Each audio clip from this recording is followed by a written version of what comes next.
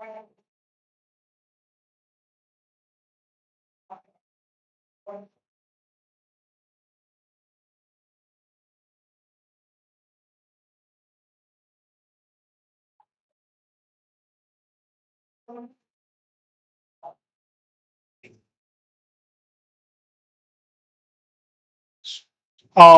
Good afternoon to everyone. क्या हाल है सबके? एकदम मस्त, जबरदस्त, जिंदाबाद।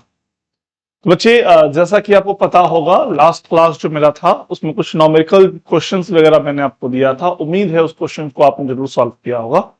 नहीं किया होगा तो मेरे को बताना, मैं हर एक क्वेश्चन को मैं सॉल्यूशन करवा दूंगा। इफ यू वांट, अगर आपकी जरूरत होगी तो। अगर इस फॉर्मूला के बेसिस पे अगर आपने बना लिया होगा तो बहुत अच्छी बात है। फिलहाल लास्ट क्लास जो था उसमें मैंने लिंकेज पढ़ाया था, अगर आपको याद होगा तो। ठीक है जी। अगर आपने लिंकेज पढ़ा था तो लिंकेज में आपने देखा था कि किस प्रकार से पेरेंटल कॉम्बिनेशन देखने को मिलता है। क्या जी? यस और नो? जल्दी सोचो, फटाफट सोचो।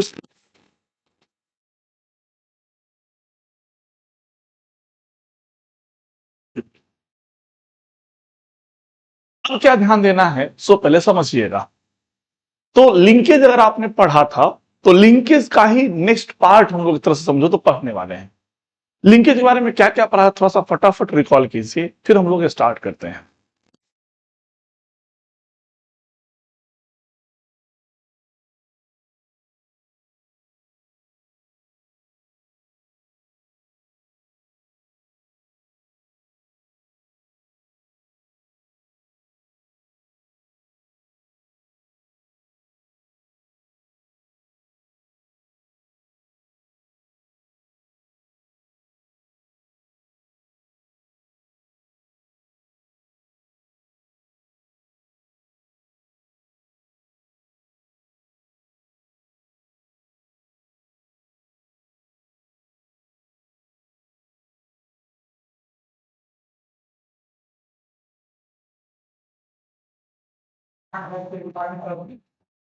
चलो भाई, अगर इतनी बात अगर आपको याद आ गई होगी तो आइए फटाफट हम लोग बात करते हैं, आगे की तरफ चलते हैं।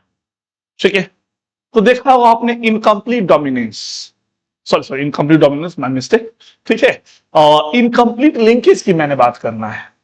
किसकी बात करनी है जी मेरे को? इनकम्प्लीट लिंकेज की बात मेरे को करनी है।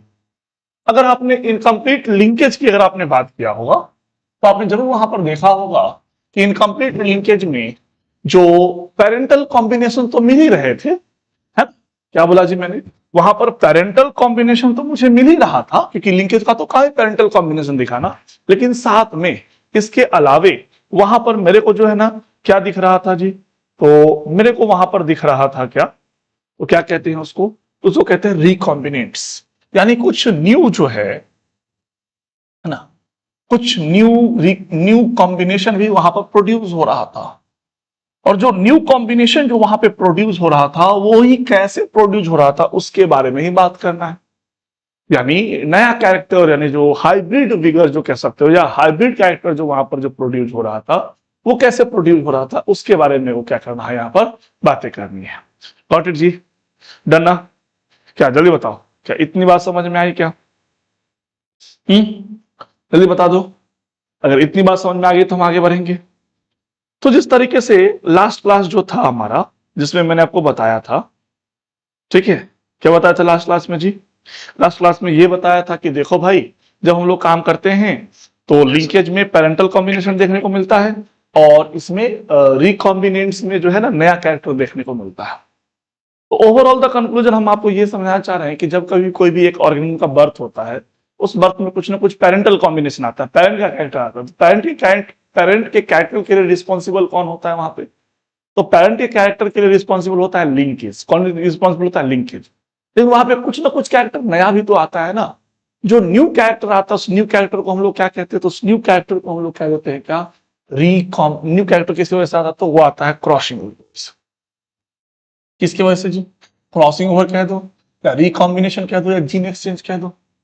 तो फिर मुद्दा आता है कि, तो देखो यहां पर हमने लिख भी दिया कि these recombinants are produce due to the crossing over. Crossing over की वजह से होता है। तो फिर मुद्दा आएगा, भाई बता दो कि क्रॉसिंग ओवर होता कैसे है, या हो है क्या? तो मैंने कहा क्रॉसिंग ओवर की जब हम लोग बात करते हैं तो क्रॉसिंग ओवर में देखो दो होमोलोगस क्रोमोसोम होते हैं ना जी, टू होमोलोगस क्रोमोसोम होते हैं। ओके ओके,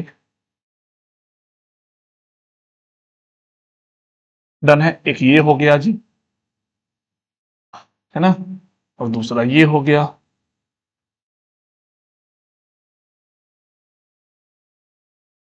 ठीक है जी। अब इसको थोड़ा सा मैं डार्क कर देता हूं, जैसे कि चीजें और अच्छे से विजिबल हो और आपको समझ में आए।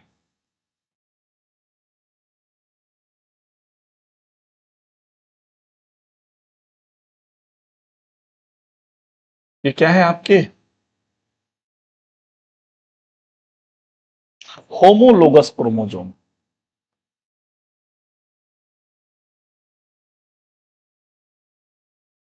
क्या है जी आपकी होमोलोगस क्रोमोसोम। ओके जी, ओके। अब ध्यान देना है, जब मैं बात किया मैंने किसकी, इस होमोलोगस क्रोमोसोम की मैंने बात किया, तो ये होमोलोगस क्रोमोसोम में ये जो आपस में जो ये दिख रहा है, ठीक है, इसको और इसको, इस दोनों को हम लोग क्या कहते हैं, इस दोनों को हम लोग कहते हैं सिस्टर क्रोमेटिड। क्या कहते हैं जी, सिस्टर क्रोमेटिड कहते हैं। Got it. अब जो सिस्टर क्रोमेटिड हुआ ना, तो ये दोनों क्रोमोसोम आपस में क्या होते हैं, जुड़ते हैं, बाइंड होते हैं। ठीक है,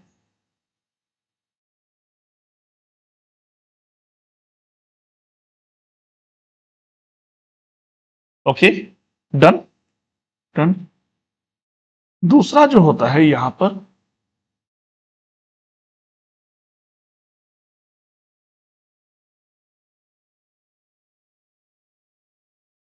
तो बाइंड हो रहा है, सो दिख रहा है जी, आपस में नजदीक आ रहा है और ओवरलैप हो रहा है। यस और नो। तो यहां पर क्या हो रहा है जी, ओवरलैप हो रहा है। ठीक है, जब ये ओवरलैप्ड होता है, क्या होता है जी, ये ओवरलैप्ड होता है, तो जहां पे ओवरलैप्ड होता है ना, वहां पर बनता है काइज मेटा। काइज मेटा बनता है। देखो यहां पर लिख देते हैं, अच्छा रहेगा। ये क्या बना,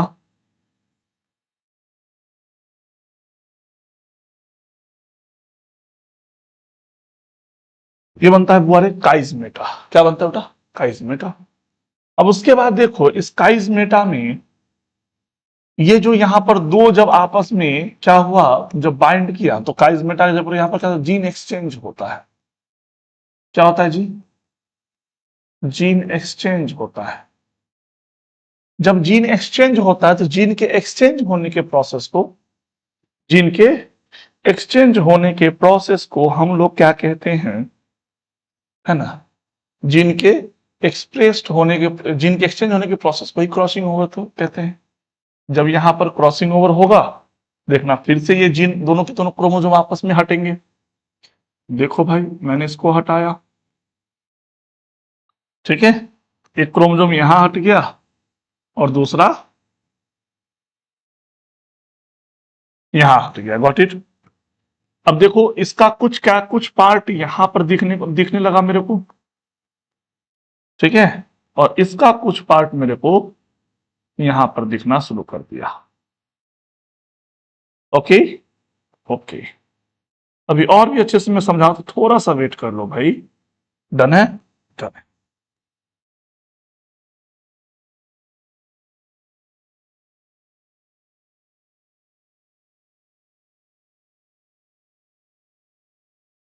डन है जी, डन है। देखो अब सिंपल समझो, मैं आपको ये समझाना चाह रहा हूं कि मेरे पास में देखो ये दो रिमोट है।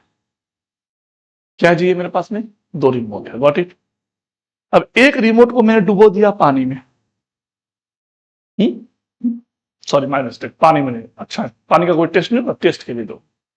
अब ये दो, छोटा वाला रिमोट को मैंने डुबो दिया गुलाब जामुन में, इसको डुबो दिया मैंने, मोमोज खाते हैं ना जी, मोमोज के चटनी में, मोमोज की चटनी में डुबा दिए, ऐसे मिल गया, मिला दिए, निकाले, तो ये होगा तीखा, ये होगा मीठा। अब दोनों आपस में से सटेगा, सटेगा सर, सटेगा। सटने के बाद जब हटेगा, तो मेरे को समझाओ क्या ये क्या होगा? क्या होगा मतलब ये किसको? तो ये जो मीठा था, ये जो सटा तो क्या इसमें तीखा आएगा? ये जो तीखा था, जो तीखा था, क्या बताओ ये मीठा होगा? ऑब्वियसली। जहां जहां सटे तो वहीं पढ़ना चाहिए। जब सटा तो जीन का क्या मतलब, कैरेक्टर क्या एक्सचेंज हुआ। जब कैरेक्टर एक्सचेंज हुआ तो इसी प्रोसेस को हम लोग कहते हैं क्रॉसिंग ओवर कहते हैं बेटा। इसको क्या कहते हैं हम लोग? क्रॉसिंग ओवर कहते हैं। समझे? जल्दी बताओ, क्या समझ में आया? तो वही चीज यहां देखने को मिलता है। ठीक है। डन जी।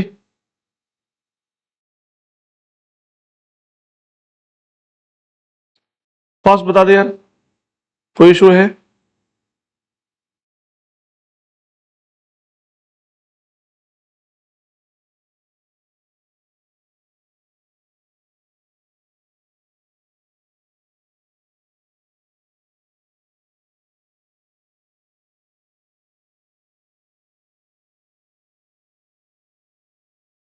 जल्दी बता दो, कोई दिक्कत है यहां तक? फास्ट। और देखो एक चीज यहां पर नोटिस करना, सिस्टर क्रोमैटिड था, यहां पे दो अलग अलग सिस्टर क्रोमैटिड है। तो यहां पर क्या देखने को मिल रहा है? नॉन सिस्टर क्रोमैटिड के बीच में, इसके बीच में ये अलग है, तो क्या नॉन सिस्टर क्रोमैटिड होगा कि नहीं? बता दो। तो वही मैंने लिखा यहां पर क्या, सो देखो, separation of linked gene is called crossing over. जो लिंक्ड जीन था, जो लिंकेज के लिए रिस्पॉन्सिबल था, उसको सेपरेट कर दो, हटा दो, तो उसे क्या कहते हैं हम लोग? इसे हम लोग क्रॉसिंग ओवर कहते हैं। लेकिन मैंने क्या कहा कि यहां पर जो भी रिकॉम्बिनेंट प्रोड्यूस होता है वो कब? When exchange of chromosomal segment, chromosome का जो सेगमेंट जब क्या एक्सचेंज करते हैं between the non sister chromatid of homologous chromosome, homologous chromosome के बीच में जब क्या करते हैं, चेंज करते हैं, तो उसे कहते हैं क्या? समझ आया क्या? जल्दी बताओ, समझ में आया? ओके, जल्दी बताओ।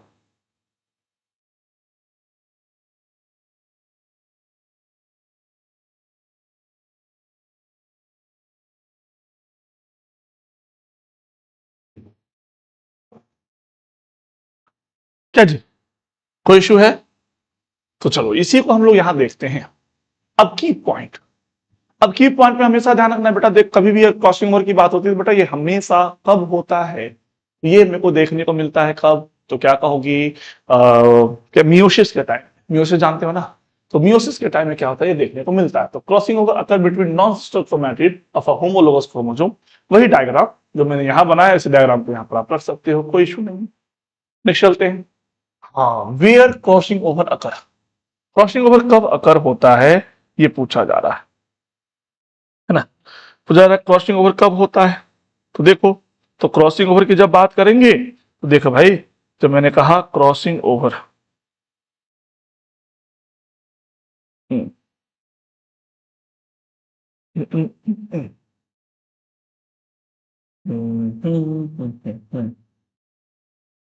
मियोसिस पता है वो? अरे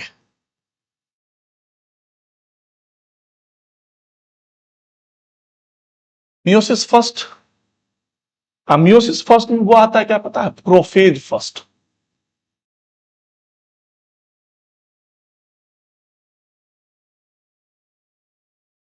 मियोसिस फर्स्ट में क्या आता है जी? प्रोफेज फर्स्ट आता है। और प्रोफेज फर्स्ट का ना कई सारा सब फेज होता है, 5 सब फेज होता है। इसमें आपको पता होगा, लिप्टोटीन होता है, जाइगोटीन होता है, पैकेटीन होता है, डिप्लोटीन होता है, और डाइकाइनेसिस होता है। ये 5 स्टेप अगर आपको याद होगा तो उसमें जो है, इसमें से मेन कौन सा? तो इसमें पैकेटीन में, यानी कह सकते हैं हम किसमें जी?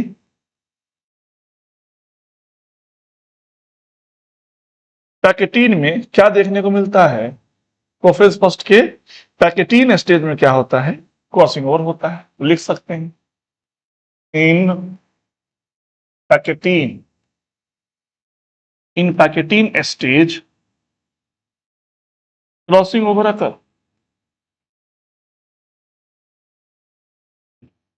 क्रॉसिंग ओवर क्या होता है, क्रॉसिंग ओवर देखने को मिलता है। ठीक है, तो होता क्या है इसमें, सो पहले समझो। जब प्रोफेज फर्स्ट में जब आता है दो होमोलोगस क्रोमोसोम, तो उसके बीच में अट्रैक्शन फोर्स बढ़ता है। समझो ये दोनों क्रोमोसोम में धीरे धीरे अट्रैक्शन फोर्स बढ़ेगा, लिप्टोटिन में, जाइगोटिन में और पास आएगा, जाइगोटिन में और पास आता है, उसके बाद धीरे धीरे और पास आएगा, और पास, पैकेटिन में पूरा पास, अट्रैक्शन फोर्स पूरा हाई, पूरा पास आएगा। जब पूरा पास आता है ना बेटा जी, तो इतना न कस के दोनों जो जकड़ जाता है कि दोनों का दोनों सेगमेंट टूटता है। टूटने में इसका सेगमेंट इसके साथ, इसका सेगमेंट इसके साथ, दोनों का सेगमेंट जो है इंटरचेंज हो जाता है। और ध्यान रखना, पैकेटिन स्टेज में बेटा बहुत हाईली अट्रैक्टिव फोर्स होता है ना, अट्रैक्शन फोर्स होता है, जिसकी वजह से दोनों ना एक होता है। लेकिन फिर आगे चलते हैं तो दोनों क्या होता है, अलग होता है। जब डिप्लोटीन स्टेज में आता है, अगला स्टेज आता है ना डिप्लोटीन, डिप्लोटीन में जब ये दोनों हट रहा होता है, ऐसे तो चिपका हुआ दिखता है, तो तब कहता है कि भाई हाँ चलो, यानी इसका मतलब ये हुआ कि क्रॉसिंग ओवर जो हो रहा है, इससे क्या समझ में आया कि अब ये जो हटा रहे हैं इसको, क्या करें, हटा रहे हैं, मतलब हट रहा है, मतलब क्या पहले जुड़ा होगा, एक्सचेंज हुआ होगा, तो पैकेटिन में हो रहा है, लेकिन डिप्लोटीन में विजुअली वो दिखता है। समझे, वो क्या होता है, इसमें दिखता है मेरे को। तो ये कहते हैं crossing over is visible in next stage of prophase called diplotene में क्या होता है, ये विजिबल होता है। गॉट इट जी। वही देखो, अब वही पूरा कहानी यहां लिखे, in zygotene stage of prophase first attractive force are increased between chromosome के बीच में इंक्रीज होता है, which reach at a peak in a pachytene, वो पैकेटिन में रीच करता है, ड्यू टू विच, उसकी वजह से chromosome are tightly coiled over each other. Okay, due to too much attraction tension is developed, दोनों के बीच में क्या टेंशन डेवलप होता है। ठीक है, between a homologous chromosome, due to which chromosome breaks at a some place and reunite, फिर से जुड़ जाता है अदर के साथ, इसे क्या कहते हैं, क्रॉसिंग ओवर। इसे क्या कहते हैं हम लोग, क्रॉसिंग ओवर कहते हैं। क्या ये बात समझ में आया, इसको क्या कहते हैं हम लोग, क्रॉसिंग ओवर कह देते हैं। Got it, got it. अब देखो द पॉइंट, जहां पर the point where crossing over occur, उसे हम लोग क्या कहते हैं, काइजमेटा, या उसे हम लोग और भी कहते हैं रिकॉम्बिनेशन नोड्यूल्स भी कहते हैं। देखो बारे कहां पर जुड़ रहा है, देखो जहां पर ओवरलैप होता है, बाइंड होता है, उस जगह को हम लोग क्या कहते हैं, काइजमेटा कहते हैं। इसको क्या कहते हैं जी हम लोग, काइजमेटा कहते हैं। Got it. सो पहले बताओ क्या कुछ इशू है इसमें, है ना, चीजें आ रही है समझ में ना।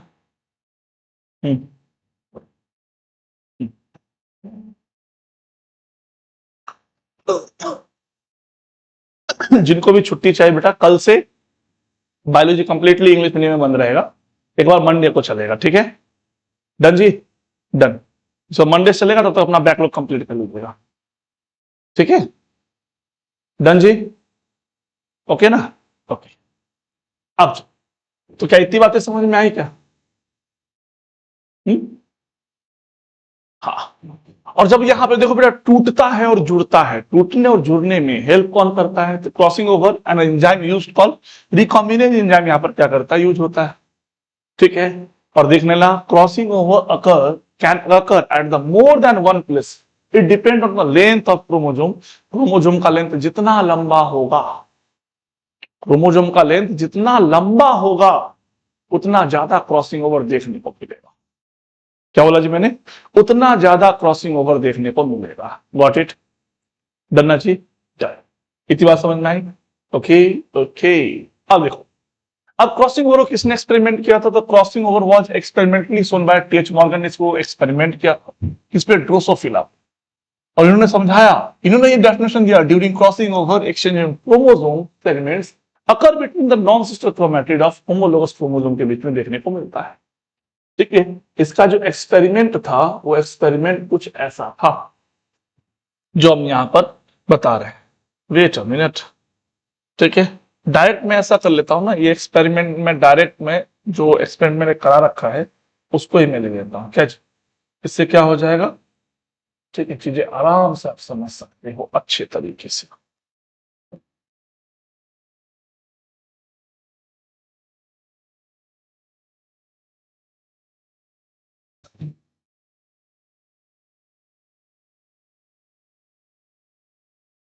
डन है जी। अब देखो इस एक्सपेरिमेंट को किसने, टी.एच. मॉर्गन ने क्या किया था, डन किया था ड्रोसोफिला पर। इन्होंने दो टाइप के ड्रोसोफिला को लिया। पहला लिया, एक का था ग्रे बॉडी था और वेस्टिजियल विंग था। दूसरा का ब्लैक बॉडी था और लॉन्ग विंग्स था। ओके, अब देखो ग्रे बॉडी के लिए कैपिटल बी और वेस्टिजियल के लिए स्मॉल वी, मतलब क्या ये डोमिनेंट है और ये रिसेसिव है। ओके, यहाँ पर स्मॉल वी ब्लैक बॉडी के लिए, लॉन्ग विंग्स के लिए कैपिटल बी, ये डोमिनेंट रिसेसिव है। यानी ये किस स्टेज को दिखा रहा है? तो ये दिखा रहा है ट्रांस अरेंजमेंट को दिखा रहा है। ठीक है, अब यहाँ पर देखो capital B small V capital B को लेकर के क्रॉस करवाए तो क्या मिला मेरे को? Capital B small B. यानी ये जो था, ये क्या था जी आपका? ब्लैक एंड लॉन्ग विंग्स वाला हमें मिला था F1 जनरेशन में। फिर इसको क्या करवाए हम लोग? टेस्ट क्रॉस करवाए। तो टेस्ट क्रॉस करवाए तो टोटल देखो कितना, ये 4 गैमेट बनेगा इसका, 1 2 3 और 4 गैमेट्स, और ये तो आप इसे हम क्रॉस करवा ही रहे हैं। जब क्रॉस करवाते हैं यहां पर तो हमें टोटल 4 टाइप के क्या मिलते हैं? ऑर्गेनिज्म मिलते हैं, जिसमें देखो ग्रे बॉडी और लॉन्ग विंग वाला 8.5%, black body and vestigial wing वाला 8.5% मिलता है। और देखो यहाँ पे, और सेम टू सेम ये क्या पेरेंटल कॉम्बिनेशन जो हमको मिलता है 41%। यानी जो रिकॉम्बिनेंट्स जो मिलता है बेटा वो बहुत कम मिलता है, और कहा जाता है रिकॉम्बिनेंट्स का परसेंटेज हमेशा मोर देन 50% नहीं मिल सकता, इससे कभी होना चाहिए। तो यहां पर हमने देखा तो मेजॉरिटी ऑफ ऑफस्प्रिंग पेरेंट के जैसे मिले। जब पेरेंट्स के जैसा मिला तो किसको शो किया? शो करा लिंकेज को। लेकिन जो रिकॉम्बिनेशन, जो देखो यहाँ पे क्या था? Grey body long wings, grey body vestigial था, लेकिन ग्रे के साथ क्या मिला? लॉन्ग मिला। और यहाँ देखो ब्लैक के साथ क्या मिला? वेस्टिजियल मिला। तो क्या ये मिक्स हुआ? तो इसे कहते हैं रिकॉम्बिनेंट्स। दो अलग अलग कैरेक्टर जब मिक्स होकर के जब बनता है तो हम लोग हाइब्रिड यानी उसे रिकॉम्बिनेंट्स कहते हैं। क्या समझ आया? क्या डन है? डन। अब ध्यान दो, तो इस तरीके से हमने यहां पर देखा कि पेरेंटल कॉम्बिनेशन मात्र जो है कितना 83% मिलता है और रिकॉम्बिनेंट्स हमेशा 17%, टोटल मिला के 100% हुआ तो हुआ।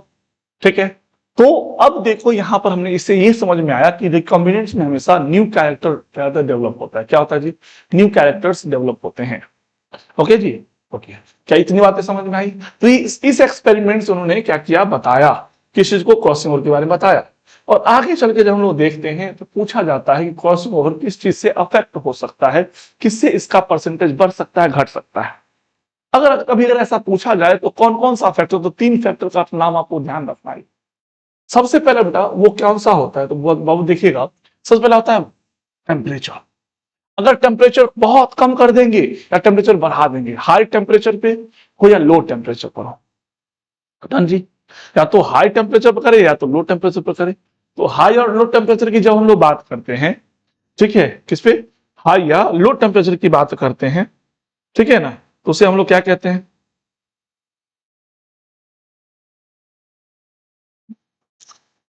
इससे क्या होगा?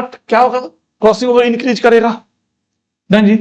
इट इंक्रीज इन एक्सरे के प्रेजेंस में भी क्या होता है? ये इंक्रीज करता है। और कभी हम रेडियम रेडिएशन अगर डाल देंगे उस कंडीशन में तो वहां पर भी क्या करता है? क्रॉसिंग ओवर मतलब इंक्रीज होता है। क्रॉसिंग ओवर क्या करता है बेटा? इंक्रीज होता है। गॉट इट ना? Got it. अब इससे आगे चलते हैं तो फिर इसका ना सिग्निफिकेंस पूछता है, क्या क्या बेनिफिट होता है।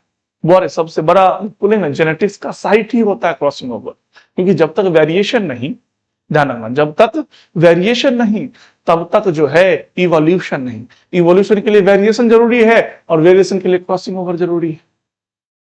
समझ आ रहा है मेरे कहने का मतलब? So that's condition. हम आपको ये जरूर हम कह सकते हैं कि देखो भाई, जब कभी भी अगर हम बात करते हैं किसकी, हम बात करते हैं क्रॉसिंग ओवर की, तो क्रॉसिंग ओवर से क्या होता है? वेरिएशन प्रोड्यूस होता है, और वो वेरिएशन प्रोड्यूस करके वो किस में रोल प्ले करता है? इवोल्यूशन।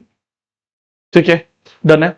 और लिंकेज मैप या जीन मैप का जो है ना, इसी के कॉन्सेप्ट से हम लोग यूज करके बनाते हैं। अब लिंकेज मैप या जीन मैप क्या होता है उसकी भी बात हम जस्ट हम करने वाले हैं। लेकिन ध्यान रखना है कि कभी भी, ये बहुत ही मजेदार सा पॉइंट है कि मोर देन 50%, कभी क्रॉसिंग ओवर का परसेंटेज कभी मोर देन 50% नहीं होगा। अगर मोर देन 50% हो जाएगा, समझ रहे हो, ज्यादा कैरेक्टर नया होगा तो उसके पेरेंट्स बोलेंगे नहीं नहीं, मेरा तो नहीं लग रहा है, मेरा बच्चा नहीं है ना जी, समझ रहे? ऐसा लोग कहते हैं, तो इसलिए मोर देन 50% पॉसिबल नहीं। और लेकिन ये देखो जस्ट ऑपोजिट है किसका? जस्ट ऑपोजिट है। किसका ऑपोजिट है जी?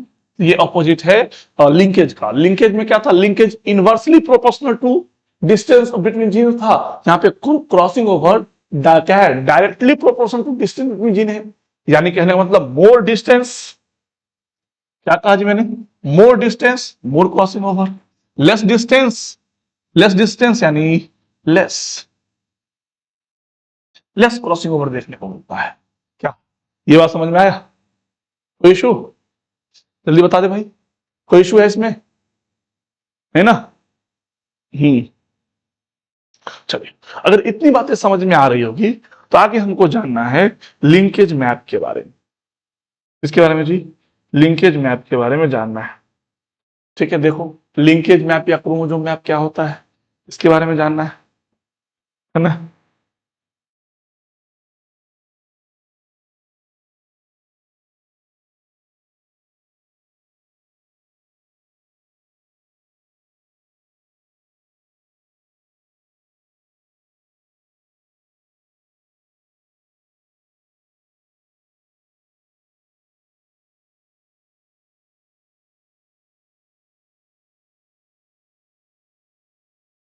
देखो जो कह रहे to construct gene map crossing over frequency are taken into a consideration. ठीक है, कभी पूछा जाएगा कि अगर मैप यूनिट निकालना होगा तो 1 मैप यूनिट डिस्टेंस बराबर 1% ऑफ क्रॉसिंग ओवर। अगर 10% क्रॉसिंग ओवर निकलता है, जैसे यहीं पर देखो ये क्रॉस कर रहा है, यहाँ पर क्रॉस कितना निकला 17%, यहाँ पर क्या ऑफ स्प्रिंग मिला, तो यहाँ पर जो है मैप यूनिट कितना हो जाएगा जी 17%। तो इसका क्या हो जाएगा आंसर, क्या क्या हो जाएगा 17 हो जाएगा। देखो if 10% of crossing over occur gene will be placed the 10 map unit, इसका आंसर क्या हो जाएगा जी 10 मैप यूनिट इसका आंसर हो जाना है। गॉट इट ना? Got it. मैप यूनिट को हमेशा किससे डिनोट करते हैं जी, तो हम लोग डिनोट करते हैं सेंटीमॉर्गन से। किससे? सेंटीमॉर्गन से करते हैं, है ना? और लिंकेज मैप को कंस्ट्रक्ट करने के लिए हमें कुछ रिलेटिव डिस्टेंस जीन के बीच में हमें पता होना चाहिए। फॉर एग्जाम्पल देखो कह दिया कि 40% अगर क्रॉसिंग ओवर अगर अकर हो रहा है, then will gene be placed on chromosome at how much map unit distance, कितना मैप यूनिट डिस्टेंस पर होगा? तो क्या कहेंगे, जितना परसेंट उतना सेंटीमॉर्गन, तो बोलेंगे 40 सेंटीमॉर्गन। जितना है उतना कह देंगे 40 सेंटीमॉर्गन। क्या बोलो? क्या कोई दिक्कत?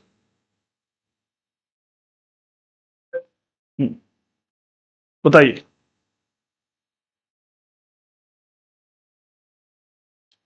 अटेंड ना जी।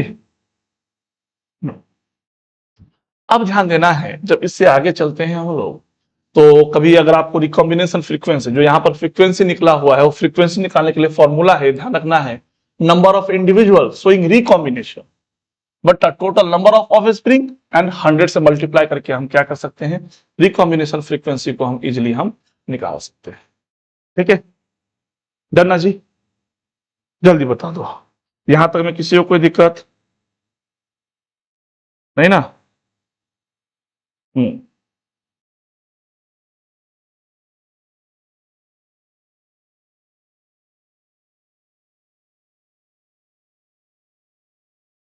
इसके बाद आगे चलते हैं हम लोग, तो एक और टॉपिक को हम लोग पढ़ेंगे, उसके बाद इसको इस आज के क्लास को हम लोग कंप्लीट करेंगे। ओके जी, चलो अगला जो टॉपिक हमारा होगा वो क्रोमोसोमल थ्योरी ऑफ इनहेरिटेंस। क्या हो जाएगा जी? वो क्रोमोसोमल थ्योरी ऑफ इनहेरिटेंस हम लोग का नेक्स्ट। हम लोग क्या करते हैं, यहाँ पर एक टॉपिक हम लोग फटाफट पढ़ते हैं और यहां से क्वेश्चन, कई बार क्वेश्चंस पूछा गया है, उसी के बारे में हम लोग बात करेंगे।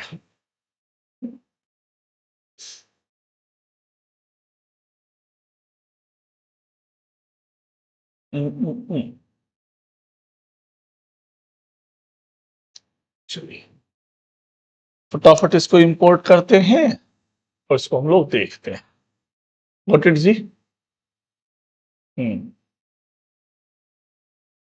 अगला टॉपिक हम लोग को जानना है कि chromosomal theory of inheritance.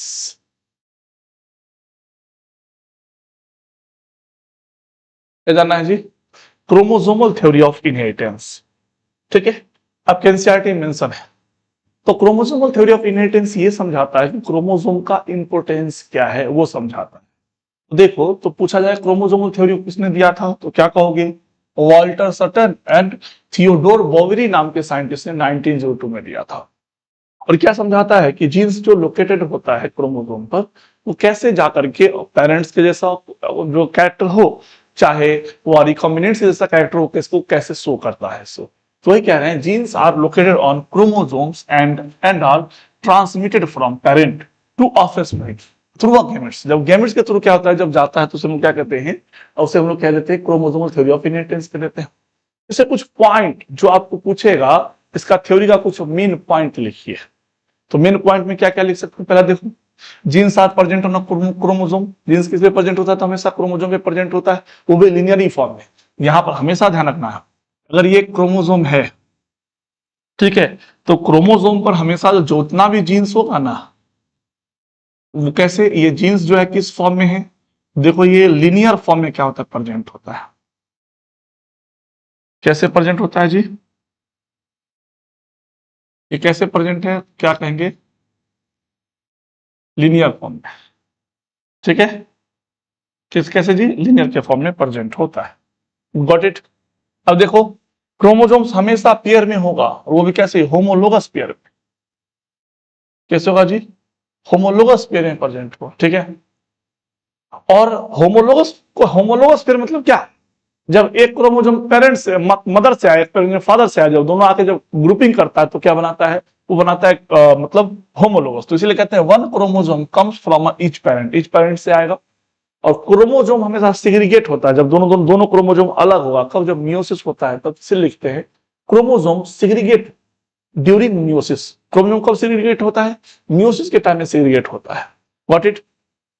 Next चलते हैं, fertilization restore the chromosome number. Fertilization क्या करता है, रीस्टोर करता है क्रोमोसोम के नंबर को। और डेफिनेटली है ना यार, जैसे हमने कहा, यहां पर बॉडी था, मेल था, यानी जो कोई एक मेल है, दूसरा क्या है जी, फीमेल है। ओके, मेल भी 2n है और फीमेल भी क्या है, 2n है। Got it, got it. Next चलते हैं, मेल में जो क्या बनेगा, अब इसमें जो स्पर्म बनता है वो भी n।